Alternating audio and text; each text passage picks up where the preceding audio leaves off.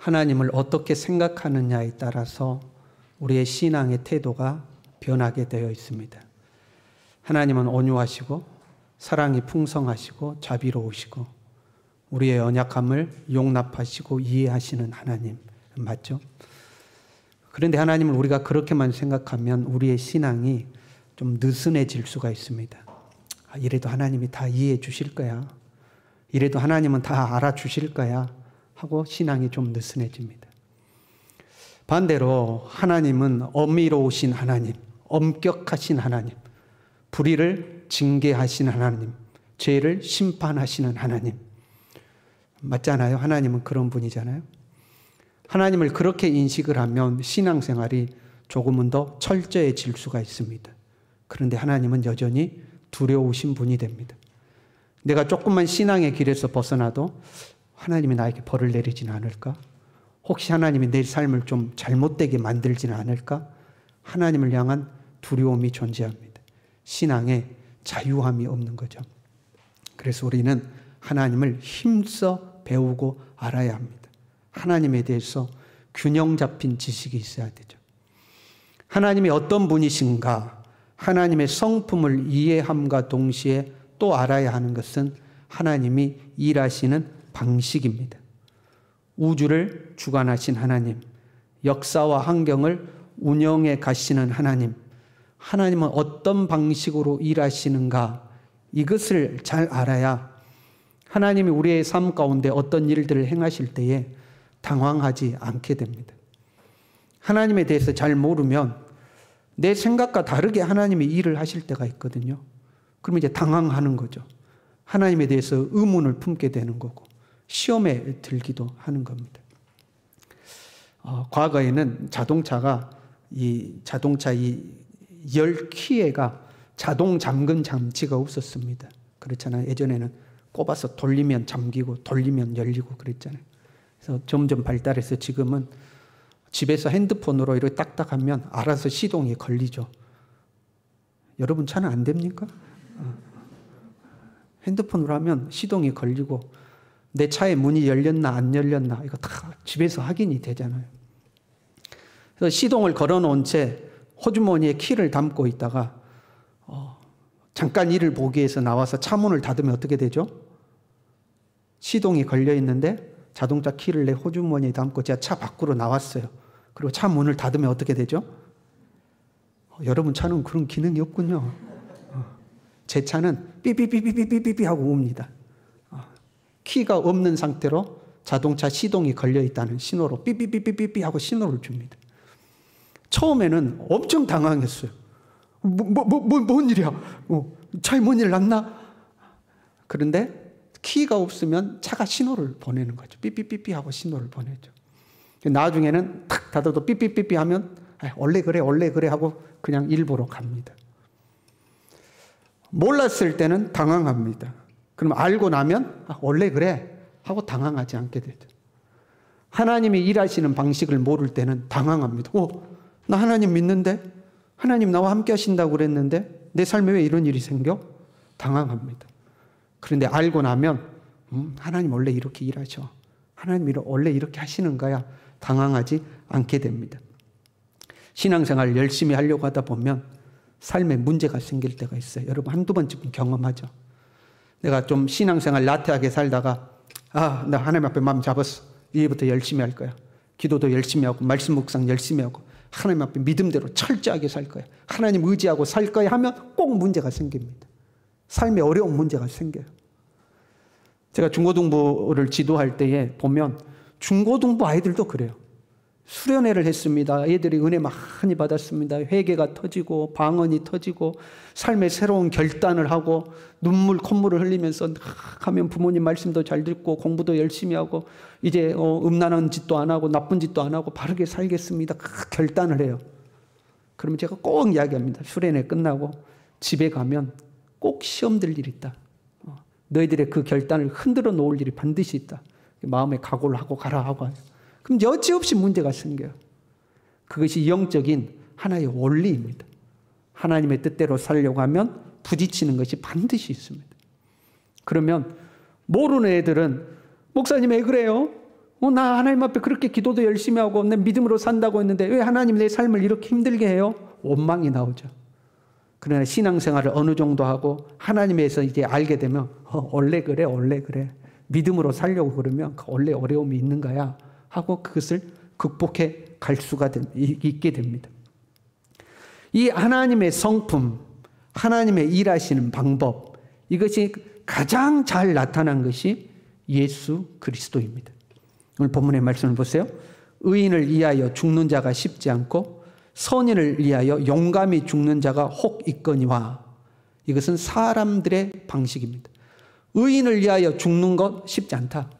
어쩌다가 선한 사람을 위해서 용감하게 죽는 사람 어쩌다가 한두 명 있을 수 있다 이러는 거죠. 목숨으로 충절을 지키는 사람을 우리는 충신이라고 부릅니다. 주군을 배신하지 아니하고 온갖 협박과 해유에도 불구하고 목숨으로서 자기의 신뢰를 증명해 보이는 신하를 충신이라고 그러죠. 그런데 역사 속에서 충신은 그렇게 많지가 않습니다. 충성을 맹세했음에도 불구하고 정말로 그런 상황이 오면 그 충절을 지키기가 결코 쉽지 않습니다. 왜요? 목숨을 위협하잖아요. 너 죽인다. 네가 우리 편이 되면 너에게 높은 지위와 명예와 재물을 주겠지만 끝까지 우리 편이 되지 않으면 너 죽일 거다. 너만 죽이냐? 너의 가족들도 다 죽일 거다. 네 아내도 죽이고 네 자녀들도 죽이고 사돈의 팔촌까지 싸그리 잡아다 죽일 거다. 그러면 사람이 자기 목숨보다 귀한 것이 어디 있으며 자기 가족보다 귀한 것이 어디 있겠습니까? 거기에 다 흔들리는 것이 우리 사람인 거죠. 보통의 충절이 있는 사람들도 그런데 만약에 여러분 생전 처음 본 사람을 위해서 네 목숨을 내놔라 그러면 어떡하겠어요? 어림도 없는 소리 하지 않겠습니까? 어떻게 생전 처음 본 사람을 위해서 자기 목숨을 내놓겠습니까? 저 사람 진짜 착해. 진짜 착한데 억울하게 누명 써서 죽게 생겼으니까 네가 좀 대신해서 좀 죽어줘. 우리 옆 사람에게 인사합시다. 네가 대신 좀 죽어줘. 누가 죽겠어요? 아마 저 사람 정말 착한 사람인데 죽게 되었으니까 100만 원만 주라고 해도 머뭇거릴 겁니다. 그게 우리 사람 아닙니까? 그런데 하나님은요, 우리가 아직 죄인 되었을 때에 그리스도께서 우리를 위하여 죽으셨다고 그랬어요. 죄인인 우리를 위하여 아들을 죽게 했다 이 말이에요. 의인도 아닙니다. 선인도 아닙니다. 죄인을 위해서 자기 아들을 죽게 했어요. 미친 짓 아닙니까? 세상에 어떤 사람이 죄인을 위하여 자기 아들을 죽게 만들겠습니까? 여러분 지금 생각나는 가장 악한 사람 한번 떠올려 봐요. 연쇄 살인범이 됐던 연쇄 강간범이 됐던 가장 악한 사람을 떠올려 봐요. 그 사람을 위해서 여러분의 자녀 내놓으라 그러면 내놓겠습니까? 손가락 하나라도 자르겠습니까? 어림도 없는 일입니다. 그런데 하나님은 죄인을 위하여 자기 아들을 죽게 했대요. 우리의 생각을 뛰어넘는 겁니다. 사람의 생각으로는 이해할 수 없습니다. 받아들일 수 없습니다. 합리적이지도 않아 보이고 정의롭지도 않아 보입니다. 사람의 관점에서는 그래요. 하나님이 죄인을 위해서 이렇게 자기 아들을 내어주시는 이유가요, 우리에 대한 자기의 사랑을 확증하셨다. 사랑의 확증을 위해서, 하나님의 사랑을 증명해 보이기 위해서 그렇게 했다는 겁니다. 누구를 위한 사랑이요? 죄인을 위한 사랑이요. 죄인을 위한 사랑을 증명해 보이기 위해서 자기 아들을 죽게 했다는 거예요. 참 이해하기 힘든 거죠. 보통 사람이 사랑에 빠지면 눈이 먼다고 그러죠. 그렇잖아요? 사랑에 빠지면 눈이 멀어요. 콩깍지가 눈에 씌어가지고 아무것도 안 보인다고 그러죠. 오직 그 사람만 보이는 거예요. 그 사람의 형편, 환경, 조건 아무것도 안 보여요. 오직 그 사람만 보여요. 이제 나중에 콩깍지가 벗겨지면 뭐라고 그래요? 내가 미쳤지, 내가 미쳤지. 그때 이제 그러는 거죠. 여러분의 딸이 애동딸이 있다고 생각해봐요. 그냥 금이야 오기야 바람 불면 쓰러질까 넘어질까 지극정성으로 아주 예쁘게 키웠어요.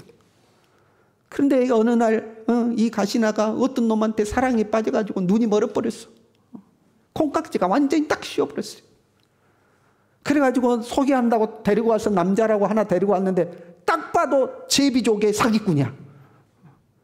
우리 눈에는 보이는데 딸 눈에는 안 보여요. 콩깍지가 씌워가지고 안 보여. 사랑의 눈이 멀어가지고. 딱 봐도 이거는 제비족이요. 사기꾼이요. 아주 못된 남자. 아무리 딸을 설득해도 딸이 끝쪽도 안 해요. 자기가 그동안 일하면서 모아놓은 적금을 깨가지고 이 남자에게 갖다 바칩니다. 집문서를 몰래 인감도장이랑 훔쳐가지고 그냥 이 남자한테 갖다 바칩니다. 여러분 어떻게 하시겠어요? 그래, 아름다운 사랑하거라 그러겠습니까? 여러분 우리의 막 속이 뒤집어지지 않겠습니까? 막 미치고 한장하고 펄쩍 튀지 않겠습니까? 다들 화병에 걸려가지고 머리 좀 짜매고 다 들어 누울 겁니다. 미치지 않겠습니까? 그런데 죄인을 위해서 아들을 죽게 내줘요? 집도 아니요, 적금도 아니요, 죽도록 아들을 내줘요? 도저히 이해가 안 되는 거예요. 받아들일 수 없습니다. 납득이 되지 않습니다. 화병이 아니라 별병이 다 걸릴 것 같아요. 그런데 이것이 하나님의 방식입니다. 하나님의 일하는 방식이 무모하고 비합리적이고 극단적인 하나님의 방식, 죄인을 위하여 아들을 죽음에 내주는 하나님의 방법입니다. 이 하나님의 방법은 성경 곳곳에 기록되어 있습니다. 모세를 보세요. 모세가 80세가 되었을 때에 호렙산에서 하나님이 나타나셨습니다. 애굽에 가서 내 백성을 끄집어 오너라. 40살 때요. 애굽 왕자로 있을 때 하나님이 명령했으면 얼마나 좋아요. 근데 모세가 이제는 살인자가 되어서 도망쳐 나온 지 40년이 되었습니다. 80세 할아버지가 되었습니다. 그동안 40년 동안 목동으로 살았어요. 목자로 살았어요. 그런데 어느 날 갑자기 애굽에 가서 자기 백성을 끄집어오라고요. 얼마나 무모한 도전입니까? 애굽의 그 강대국에 호련단신으로 가서 백성들을 끄집어오라니. 그렇게 무모한 명령일 수가 없습니다. 엘리야 선지자 때 보세요. 엘리야 선지자 때 3년 반 가뭄이 생겼습니다. 이슬도 내리지 않고 비도 내리지 않습니다. 하나님이 엘리야를 사르밧 땅으로 옮기셨어요. 거기서 과부 한 사람을 만났습니다. 엘리야가 이 과부에게 두 가지를 요구합니다. 먹을 물도 좀 주라, 떡도 좀 주라 그럽니다. 3년 반 가뭄이에요. 물이 없어요. 그런데 그 불쌍한 과부에게 물도 주고 떡도 주라고 그래요. 과부가 대답합니다. 선생님, 우리 이 쌀도개가 쌀 한 줌 있는데 마지막으로 그거 밥에 먹고 죽으려고, 우리 아들이랑 밥에 먹고 죽으려고 지금 나무 마지막 식량 밥알 그 땔감 찾으러 지금 나왔습니다. 그렇게 이야기. 보통의 사람이라 뭐라고 이야기 돼요? 아이고야, 네 형편이 그런지도 모르고 내가 미안하다. 어쩌다가 그렇게 됐냐 하고 위로하고 격려하고 내 주머니에 돈이라도 꺼내줘야 정상 아니에요? 그 네 형편이고 일단 나한테 먹을 거 가져와. 얼마나 몰상식하고 몰지각하고 잔인한 이야기입니까? 아들하고 마지막 식량 먹고 죽으려고 하는데 그거 나한테 내놔 그러는 거예요. 이게 하나님의 방법이에요. 이 하나님의 극단적 방법의 절정은요, 아브라함입니다. 75세 때 하나님이 부르셨습니다. 100세가 되어서 아들 하나 주셨습니다. 그 아들 이제 10대까지 잘 키웠는데 어느 날 하나님이 네 아들 번제로 나에게 바치라 그럽니다. 하나님을 향하여서 이런 표현을 하면 안 되지만 여러분 미친 짓 아닙니까? 다른 것도 아니고 번제로 바치래요. 아들을 칼로 찔러 죽여야 합니다. 피를 다 받아내야 합니다. 그 아들은 팔은 팔대로, 다리는 다리대로, 내장은 다 끄집어내서 그걸 하나님 앞에 불살라서 바치는 것이 번제입니다. 그런데 하나님이 그 아들을 번제로 바치라는 거예요. 어떻게 이렇게 잔인한 명령을 하나님 하실 수 있냐 이 말이에요. 75세 때 불러가지고 100세 때 아들 하나 주셔놓고 그 아들을 번제로 바치라는 것이 하나님의 요구였습니다. 극단적이고 엽기적인 하나님의 명령이죠. 그런데 아브라함은 그 명령에 순종합니다. 그 순종하는 아브라함에게 하나님이 이렇게 말씀하셨어요. 이제야 네가 나를 경외하는 줄 알겠다. 예수님께서 죄인들을 위하여 아들을 내어주시고 너희를 향한 내 사랑을 증명해 보였다라고 말씀하시는 것처럼 아브라함에게 이제야 너의 믿음이 나에게 증명되었다 하고 말씀하시는 것. 그러니까 하나님은 가장 정말 우리가 이해할 수 없고 용납할 수 없는 정말 무모하고도 극단적인 방법으로 사랑을 증명하시고 믿음을 증명하시고 순종을 증명하시더라 이 말이에요.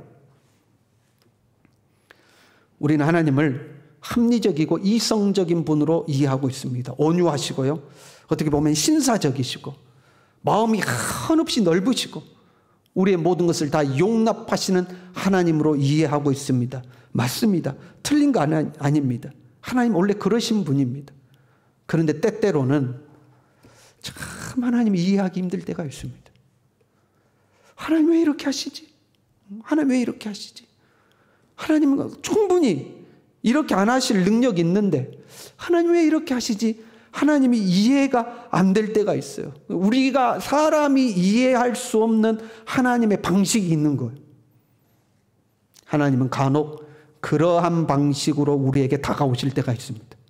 우리는 온유하시고 인자하시고 자비로우시고 그 사랑이 한이 없으신 하나님을 기대하지만 극단적이고 무모하고 때로는 잔인해 보이기까지 하는 그런 하나님으로 우리에게 찾아오실 때가 있는 거예요. 코로나가 다시 확산되고 있어요. 위드 코로나 한다고 그래서 조금 자유로워질까 했는데 어떻게 보면 당연한 결과일 수도 있죠. 위드 코로나니까 코로나 확산되는 게 당연하지 않겠습니까? 그런데 거기다가 이제 뭐 오미크론인지 무엇인지 해가지고 또 더더군다나 이제 확산되어가는 추세이죠. 우리는 이 모든 세상을, 역사를, 환경을 하나님이 주관하심을 믿습니다. 참새 한 마리도 하나님의 허락까지 아니하시면 땅에 떨어지지 아니하는 것을 믿습니다. 여러분 믿으시죠? 그렇다면 여러분 코로나도 하나님이 주관하시는 거 아니겠습니까? 하나님의 주권 아래 있지 않겠습니까? 코로나는 하나님의 주권 밖에 있습니까? 그렇지 않죠. 코로나도 하나님의 주권 아래 있는 겁니다. 그러면 제 생각 같으면요, 하나님이 그냥 코로나 종식시키면 되잖아요. 마치 애굽에 10가지 재앙을 내릴 때에 이가 됐든 파리가 됐든 개구리가 됐든 메뚜기가 됐든 하나님이 명하시면 한순간에 재앙이 찾아오고 하나님이 명하시면 한순간에 재앙이 떠나가잖아요. 그러니까 하나님께서 얼마든지 이 코로나도 끝낼 수 있지 않겠습니까? 아니면 하다못해 교회만이라도 코로나 안 생기게 좀 하나님 좀 세상에는 코로나가 다 유행해도 교회만은 코로나 걸렸다가도 교회 오면 딱 기도 한번 받으면 코로나 딱 낫고 그러면 얼마나 좋아요. 그런데 하나님 그렇게 안 하시더라 이 말이에요. 오히려 코로나 때문에 교회가 비난받고 욕먹고 기독교인들이 얼굴을 들 수 없는 상황들로 우리를 내모시더라 이 말이에요. 이번에도 보세요. 어떤 40대 목사님 부부가 나이지리아 다녀와서 오미크론인가 뭐 그거 걸렸대요. 그리고 교회에 이제 접촉자들이 굉장히 많아서 앞으로 몇 명이 나올지 모르겠다. 뭐 그런 뉴스들이 보도가 되잖아요. 안 걸리게 해주셨으면 얼마나 좋을까. 그렇잖아요. 근데 여러분 누구나 다 걸릴 수 있어요. 저도 감염이 될 수 있고 여러분도 감염이 될 수 있어요. 그런데 왜 거짓말을 해가지고 거짓말을 안 했으면 얼마나 좋겠어요. 여러분 그 사람은 당황하면 거짓말을 할 수 있습니다. 그러니까 마음속으로 여러분 한번 딱 생각을 정리해 두실 필요가 있어요. 나도 코로나 감염될 수 있다. 혹시 코로나 감염돼서 보건당국에서 물어보면 어떠한 순간에도 나는 정직하게 다 말해야 된다 하고 다짐을 해놔야 돼요. 그러지 않으면 갑자기 그런 상황들이 생기면 내 가족, 교회, 나름대로 뭘 보호한다는 명목 아래 거짓을 순간적으로 말할 수가 있는. 어찌됐든 간에 뭐 오미크론이 어쩌고 거짓말이 어떻고 해가지고 다시 한번 교회가 욕먹게 생겼어요. 다시 한번 교회가 욕먹고 기독교인들이 욕먹는 상황이 됐어요.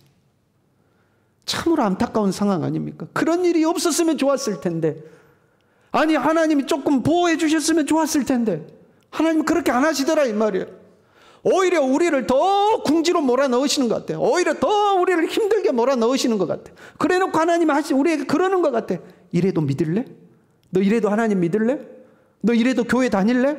너 이래도 하나님 믿는다고 사람들한테 말할래? 이래도 예수 믿을래? 하나님이 우리의 믿음을 시험하고 계시는 것 같아요. 우리의 믿음을 증명하고 계시는 것 같아요. 너 이래도 믿을래? 믿음의 검증을 받은 대표적 인물은 욥이죠.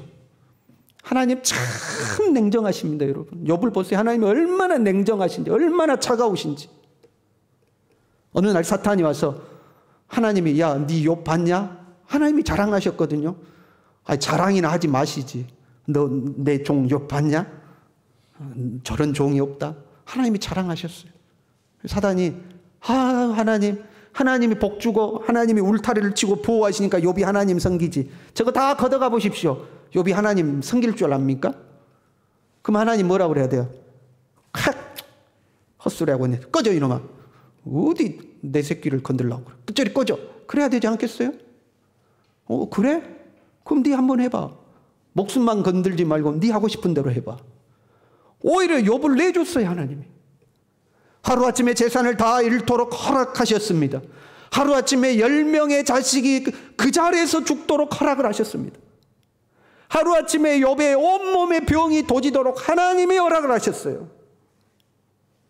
하나님 얼마나 냉정하십니까? 이것이 하나님의 일하시는 방식이에요.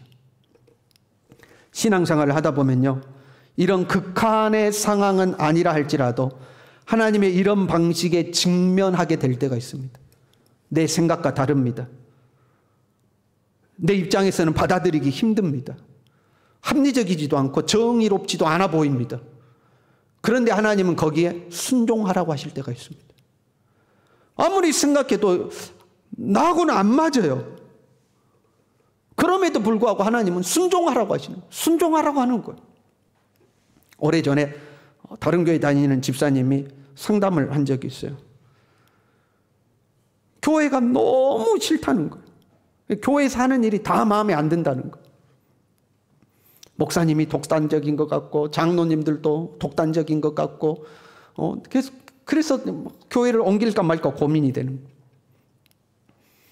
보통 저는 그렇게 상담 전화 오면 일주일 작정 기도를 시킵니다. 당신도 일주일 기도하고 나도 일주일 기도합시다. 이 집사님이 일주일 동안 기도하는 동안 말씀을 보는데 창세기를 보다가 하갈이 사라에게 구박당하고 쫓겨나는 장면의 말씀을 읽었어요. 자기가 임신했다고 목에 힘주고 큰 소리 치다가 사라가 열받아가지고 구박하니까 도망갔거든요. 그때 광야에서 천사를 만납니다. 그 천사가 하갈에게 이렇게 말하는 거죠. 내 주인의 여주인에게로 돌아가서 그 수하에 복종하라. 이렇게 말씀되어 있어요. 그 말씀을 읽는 순간 자기 마음에 그 말씀이 꽂힌 거예요. 부인하려고 그래도 이 말씀이 계속 자기 마음에 맴도는 거예요. 그럼 뭐라고 하는 거예요, 하나님이? 네 마음에 들지 않아도 가서 순종하라는 거예요. 그러니까 이 사람 마음에 안 들어요. 이 교회 마음에 안 들어요. 목사님 마음에 안 들어요. 장로님 마음에 안 들어요. 그 문제인 줄 알았더니 그게 아니고 하나님은 지금 네가 이래도 순종할래? 네가 이래도 순종할래? 나를 하나님과 관계 속에서 극한 상황으로 몰아넣으시고 네가 이래도 순종할래? 이거 테스트하고 계시는 거였어요. 그런데 우리는 비합리적이다. 정의롭지가 않다. 내 생각과 안 맞다. 뭐 이런 거 따지고 있는 거죠. 순종의 문제였어요. 기드온을 보십시오. 13만 5천 명의 미디안 군대가 쳐들어왔습니다. 그래서 나팔을 불고 군대를 모았더니 3만 2천 명 모였어요. 13만 5천 명에 3만 2천 명. 일당 5명은 해야 되잖아요. 그 정도는 싸워야 되지 않겠어? 4명, 혼자서 4명은 싸워 이겨야 이기는 전쟁이에요. 어떻게든 군사를 더 모아야 될 것 같은데 하나님이 이 핑계 저 핑계로 다 쫓아버립니다. 그래 놓고 300명 남겨놔요. 300명 남겨놓고 전쟁하러 가라는 거예요. 너 이래도 순종할래? 차라리 300명 남기실 것 같으면 아예 다 보내버리고 하나님 혼자서 알아서 쓱싹 밀어버리시지. 하나님 그러실 수 있잖아요. 혼자서 얼마든지 하실 수 있잖아요. 그런데 300명 남겨놓고 전쟁하러 가라는 거예요. 13만 5천하고 싸우라는 거예요. 이래도 순종할래? 아주 극단의 상황으로 하나님은 몰아넣으시는 거예요. 이것이 하나님의 방법이에요. 죄인을 위해서 아들을 내어주셔서 죄인을 위한 사랑을 증명해내는 하나님의 방법이죠. 왜 하나님은 이렇게 하시는가? 받아들이기 힘들고 이해하기 힘들고 합리적이지도 않고 무모하고 극단적인, 왜 하나님은 이런 방법으로 일하시는가? 말씀에가 이렇게 되어 있어요. 우리가 아직 죄인 되었을 때 그리스도께서 우리를 위하여 죽으심으로 하나님께서 우리에 대한 자기의 사랑을 확증하셨다. 증명해 보였다. 죄인들이 하나님의 사랑을 안 믿으니까 하나님이 믿으라고, 내가 너희를 사랑함을 믿으라고 하나님의 사랑을 증명해 보이는 방법으로 아들을 죽게 하신 거예요. 이렇게 하지 않으면 죄인들이 안 믿는 거예요. 이렇게 하지 않으면 죄인들이 구원을 받을 수가 없는 거예요. 이렇게 극단적인 방법을 써야지만, 그래야지만 죄인들이 하나님의 사랑을 믿고 받아들이더라 이 말이에요. 이렇게 해야지만 이루어지는 일들이 있더라 하는 겁니다. 우리의 삶에는 부당한 일이 생길 때가 있어요, 여러분. 이해가 안 되고 용납이 안 되는 일이 생길 때가 있습니다. 그럼에도 불구하고 하나님은 우리에게 믿음과 순종을 요구하시죠. 왜요? 그렇게 부당하고 비합리적이고 용납이 안 될 것 같고 무모해 보이는 상황에서 순종해야지만, 믿어야지만 이루어지는 일들이 있는 겁니다. 그래야지만 해결되는 일들이 있는 거예요. 모세가 무모한 하나님의 명령에 순종해서 망했습니까? 오히려 이스라엘을 구원했습니다. 사르밧 과부가 냉정한 엘리야의 요구에 순종해서 굶어 죽었습니까? 그 흉년이 끝나기까지 기름과 밀가루가 끊어지지 않는 기적을 경험했습니다. 아브라함이 그 잔인해 보이는 하나님의 명령에 순종해서 아들 이삭을 잃었습니까? 아닙니다. 오히려 믿음의 조상으로 굳건하게 세워졌습니다. 기드온이 300명의 용사로 싸워서 전쟁에서 패했습니까? 아닙니다. 대승을 거두었습니다. 예수님이 그 무모하고도 잔인해 보이는 하나님의 명을 따라 십자가에서 죽으심으로 끝났습니까? 아닙니다. 온 인류를 구원하는 구원의 역사를 이루어내셨습니다. 그 하나님의 무모한 방법에 순종함으로, 믿음으로만 이루어지는 역사들이 있다 이 말이에요. 우리는 하나님의 통치하심을 믿습니다. 머리털 하나도 세심 받으신 하나님, 하나님의 허락이 없이는 저들의 풀 한 포기도, 공중의 새 한 마리도 어찌 되지 않는다는 것을 우리는 믿습니다.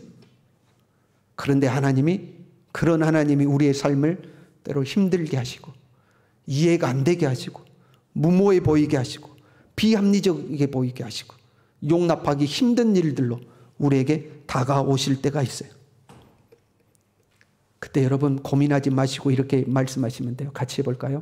원래 그래. 하나님은 원래 그래. 결국에는 그 모든 것을 선으로 바꾸시고 우리의 생각을 뛰어넘어 역사하시는 하나님이신 줄로 믿습니다. 우리 함께 찬양하겠습니다.